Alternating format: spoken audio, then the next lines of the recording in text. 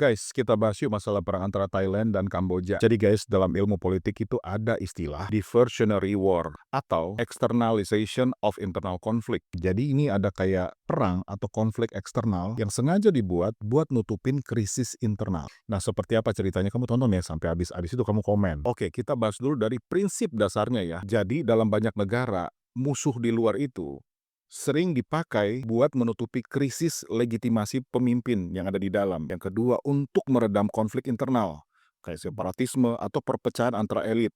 Jadi rakyat itu dipaksa buat bersatu di bawah satu identitas nasionalnya mereka. Logikanya tuh sederhana banget. Kalau kita sedang berantem sama tetangga, kita pasti akan lupa berantem dengan pemerintah. Contoh ya, kalau dalam sepak bola nih ya, nah fansnya Surabaya nih, kesebelasan Surabaya, kalau dia melawan Malang, mereka itu musuhan guys. Tapi nih, kalau dalam PON, kesebelasan yang dari Jawa Timur, ketemu sama kesebelasan dari Jakarta atau dari Jawa Barat, Bandung, tiba-tiba yang dari Surabaya dan Malang bersatu guys, bersama-sama melawan Jakarta atau melawan Bandung. Istilahnya konflik internal disuspend dulu sementara. Kita stop dulu ya, jangan berantem. Karena ini memang mekanisme psikologi kolektif. Nah, sekarang ya kita bahas masalah Thailand sama Kamboja.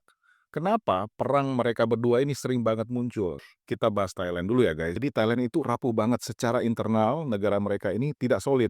Mereka rapuh. Jadi selama 20-30 tahun terakhir ini, Thailand itu mengalami banyak sekali hal. Kudeta militer berurang-urang. Kemudian ada konflik elit antara militer lawan sipil. Terjadi juga polarisasi di kalangan rakyat. Jadi ada kaos merah, ada kaos kuning. Di Indonesia juga sama kan, terjadi polarisasi. Dulu itu kalau kita kenal ada kampret, ada cebong. Nah, di Thailand ini juga rakyat kebelah jadi dua nuh. Artinya persatuan nasional Thailand itu sangat lemah. Nah, di kondisi yang sangat lemah ini, kalau terjadi konflik di luar, konflik ini jadi perekat. Ketika legitimasi pemerintah dipertanyakan oleh rakyat, ketika militer juga butuh alasan buat eksistensinya mereka, ketika rakyatnya kebelah, terpolarisasi, maka isu nasionalisme lintas batas negara itu akan sangat berguna. Dan kedua, mereka ributnya sama Kamboja. Kamboja itu adalah target yang sangat sempurna guys. Alasannya mereka udah musuhan sejak lama banget. Ada sengketa kayak sengketa candi, sentimen budaya, dan yang paling penting ini nih, mereka secara militer lebih lemah. Jadi Thailand pede tuh. Contoh kasus ya, kayak kasus Preah Vihear. Nah, timingnya itu tahun 2008 sampai 2011. Konflik Preah Vihear itu saat internal Thailand itu mengalami pemerintahan sipil yang lemah. Terjadi kudeta 2006 dan itu masih panas. Terus terjadi konflik antara Thaksin melawan elit militer dan terjadi demonstrasi besar-besaran di Thailand. Lalu guys, tiba-tiba Candi Preah Vihear itu diangkat masalahnya. Tiba-tiba media nasional langsung memanaskan isu itu, langsung di-blow up tuh isu. Kemudian tampillah militer sebagai pelindung martabat bangsa. Pertanyaannya, kenapa isu ini justru meledak saat politik internalnya kacau balau? Jawabannya ya, karena konflik luar itu bisa mudah dijual daripada kamu melakukan reformasi internal.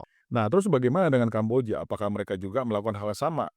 Jawabannya iya, tapi dengan motif yang beda lagi nih. Kalau Kamboja itu punya trauma eksistensial. Negara mereka kecil, negara mereka itu hampir atau nyaris musnah karena Khmer Merah. Elit politik sangat sensitif soal kedaulatan dan martabat mereka. Jadi, bagi elit Kamboja, konflik dengan Thailand sama dengan cara menunjukkan bahwa kami nih bukan negara boneka, kami nih negara berdaulat, kami ini punya musuh historis. Jadi, bagi Kamboja, konflik nih dengan Thailand menguatkan legitimasi pemerintah, menyatukan rakyat yang secara ekonomi dan politik itu sudah rapuh. Sama tuh, polanya adalah musuh eksternal kita sama dengan lem internal. Oke guys, bagaimana menurut pendapat kalian? Tulis ya di kolom komentar.